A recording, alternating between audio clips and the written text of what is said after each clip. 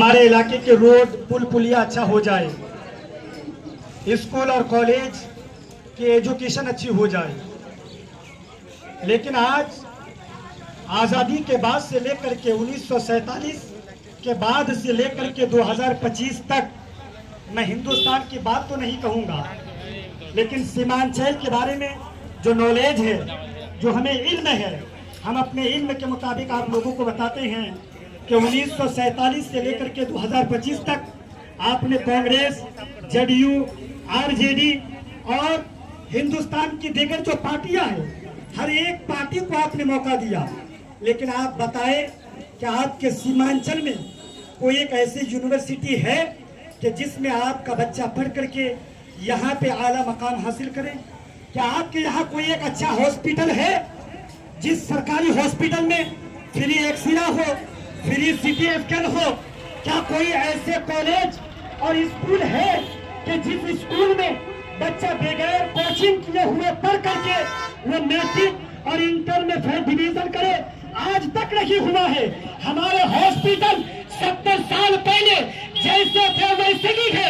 ये अलग बात है कि बिल्डिंग की इमारतें ऊंची हो चुकी है, लेकिन हॉस्पिटलों में आज भी एक सुविधा मौजूद नहीं है। अगर आप सरकारी हॉस्पिटल में कोई गरीब एक्सरे करने के लिए जाए तो फ्री में एक्सरे नहीं होता है, सीटी स्कैन नहीं होता है। और अगर हमारी माँ और बहनें बच्चा पैदा करती है तो बहुत कम माँ बहनें होती है कि नॉर्मल डिलीवरी में उसके बच्चे पैदा होती है। गरीब से गरीब माँ और बहनों को 50,000 रुपए खर्च करके सीधा करके बच्चे पैदा करने पड़ते हैं। काश अगर हमने विधानसभा में अच्छे एमएलए चुने होते तो हमारा हॉस्पिटल तभी होगा, उसमें डॉक्टर अच्छे होते और जहाँ सीजन से बच्चे पैदा होते हैं, गरीबों के यहाँ फ्री में नॉर्मल डिलीवरी में बच्चा पैदा होगा। लेकिन हमने और आपने सिर्फ और सिर्फ पार्टी देख करके वोट दिया है। खुदा के वास्ते ठाकुरगंज निवासियों, अभी हमारे भाई साहब ने बताया कि किशनगंज में जो 4 प्रखंड है, इन 4 प्रखंडों में जो कोचा धामन, बहादुरगंज और किशनगंज है, ये हमसे बहुत आगे है। आप कहेंगे कैसे? हम कहेंगे हर मामले में, चाहे रोड के मामले में हो, तालीम के मामले में हो, एजुकेशन के मामले में हो या दौलत के मामले में हो। वजह क्या है? वजह ये है कि उन लोगों ने हालात के मद्देनजर अपने एमएलए को चुना है। ऐसे वक्त में जहां पे पूरी हिंदुस्तान के कोने कोने में एमआईएम की धूम मच रही थी, चारों तरफ से एमआईएम की हवा चल रही थी, बहादुरगंज वालों ने, अमोर वालों ने, बायसी वालों ने और कोचा धामन, किशनगंज वालों ने एमआईएम को वोट दे करके जिताने का काम किया। और मैं दावे के साथ कहता हूं, अगर वो लालची, वो एमएलए पैसे में न बिकते और तेजस्वी की बातों में न आते तो मैं दावे के साथ कहता हूं, जिस तरह आज विधानसभा में अख्तरुल इमान शेर बबर की तरह दहाड़ता है और गरीबों और युवाओं के मुद्दे को रखता है, ये एमएलए भी इसलिए गरीबों के लिए और युवाओं के लिए अपनी आवाज को बुलंद करते हुए नजर आते। लेकिन जिस दिन से ये लोग आरजेडी का दामन थामे हैं, उसी दिन से इन लोगों के मुंह में ताले लग चुके हैं। जीते हैं एमआईएम के टिकट पर और कह रहे हैं एमआईएम वोट कटवा पाती है, कह रहा है एमआईएम बीजेपी की बी टीम है, हमारे जवान तो ठीक है। अक्सर बूढ़ों से ये सुनने को मिलता है कि उवैसी साहब 2-4 सीटें लेकर के क्या करेंगे, उवैसी साहब वोट कटवा है। मैं आपको बताऊं, उवैसी साहब 2-4 सीटें लेकर के क्या करेंगे और वोट कटवा कैसे हैं? मैं आपसे सवाल करता हूं, 2024 लोकसभा इलेक्शन में एमआईएम ने कितनी सीटें लड़ी? बड़ी मुश्किल से 3 से 4 सीटें एमआईएम ने पूरे हिंदुस्तान लेवल पे एमआईएम ने 3 से 4 कैंडिडेट खड़ा किए। उनमें असदुद्दीन ओवैसी साहब को कामयाबी मिली और जहां जहां ओवैसी साहब को कामयाबी न मिली वहां पे कांग्रेस की जीत हुई है।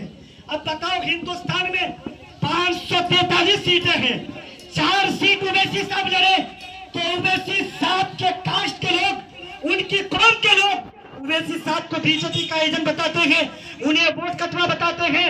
अब बताओ कि ओवैसी साहब ने 539 सीटें इन विपक्ष पार्टियों को दिया था, कांग्रेस को दिया था, आरजेडी को दिया था, लेकिन उसके बावजूद सारी पार्टियां मिलकर के एक मोदी को हरा ना सका और अपनी सरकार ना बना सकी। ये उनकी कमजोरी थी, इसलिए कि 70 साल तो कांग्रेस ने हुकूमत दी है, सिर्फ और धक्का देने का काम किया था, जिसकी वजह से कामयाबी नहीं मिली। और एमआईएम को बदनाम करते हैं, एमआईएम वोट कटवा पार्टी है, 4 सांसद लड़े तो एमआईएम वोट कटवा पार्टी हो जाए। एमआईएम को बीजेपी की बी टीम, ये बीजेपी वाले नहीं कहते, ये कांग्रेस वाले कहते हैं। और बीजेपी की बी टीम कोई हिंदू भाई ओवैसी साहब को नहीं बताते हैं, किसी की जबान से अगर सुनेंगे वो मुसलमान भाई होगा।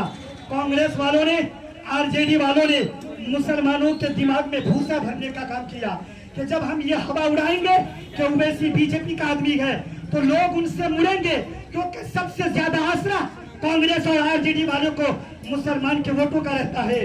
वरना फिर वो लोग अगर ओवैसी साहब के बारे में उल्टी सीधी बातें ना करे तो जिस तरह उनकी सीटें हैं वो सीटें भी ना रखे, और जो हेलीकॉप्टर में वो उड़ के आकर हमारे दरमियान आता है उसका हेलीकॉप्टर भी उससे छीन जाएगा अगर मुसलमान कांग्रेस और आरजेडी को वोट ना करे। लेकिन आज आपको और हमको समझने की जरूरत है। एक और बात है जो कीमती बात है, लोग कहते हैं 2-4 सीट लेकर के क्या करेंगे।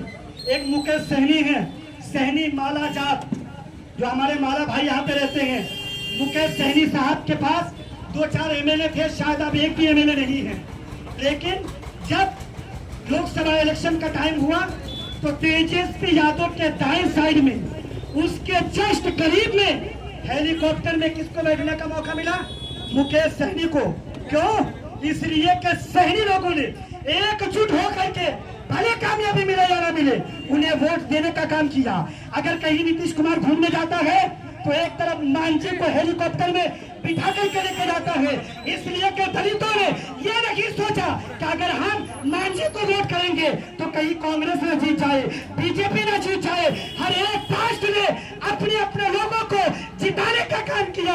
अगर पूरे हिंदुस्तान में आज सबसे कम लीडरशिप में लोग हैं तो वो मुस्लिम है, सबसे कम हिस्सेदारी है वो मुस्लिम है, और ये कमजोरी सरकारों की नहीं बल्कि आपकी और हमारी है। हमने अपने दौर में, हर दौर में पार्टी को देख करके वोट देने का काम किया। काश आप लोग अगर चाहते हैं कि आने वाले विधानसभा में हमारा ऐसा विधायक बने कि जो विधायक हमारे हॉस्पिटल को बना दे, जो विधायक हमारी बेटियों का जो किशनगंज इस्लामपुर में सीजर होता है वो नॉर्मल डिलीवरी ठाकुरगंज हॉस्पिटल में हो जाए, हमारे बच्चों के लिए अच्छे कॉलेजेस हो जाए, हमारे बच्चों के लिए अच्छे मकानात और अच्छी गाड़ियों का स्कूल जाने के लिए गवर्नमेंट की तरफ से इंतजाम हो जाए, तो खुदा के वास्ते मुसलमानों एक मर्तबा ठाकुरगंज विधानसभा में चाचा गुलाम हसनैन साहब को मौका दे। इंशाअल्लाह अजीज जो 70 साल से और नेता ना कर सके वो 5 साल में चाचा गुलाम हसनैन करके आप लोगों को दिखाए, सिर्फ 5 साल। और अगर 5 साल में नहीं कर पाएंगे तो आपका वोट, आपका अधिकार, फिर आप दूसरों को चुन सकते हैं। मैं दावे के साथ कहता हूं अगर आप 5 साल मुखिया गुलाम हसनैन साहब को, प्रमुख साहब को चांस देते हैं, इंशाअल्लाह अजीज ठाकुरगंज की तकदीर बदलती हुई नजर आएगी, ठाकुरगंज की तकदीर बदलती हुई नजर आएगी। एक आखिरी बात कह करके मैं रुखसत हो जाता हूँ।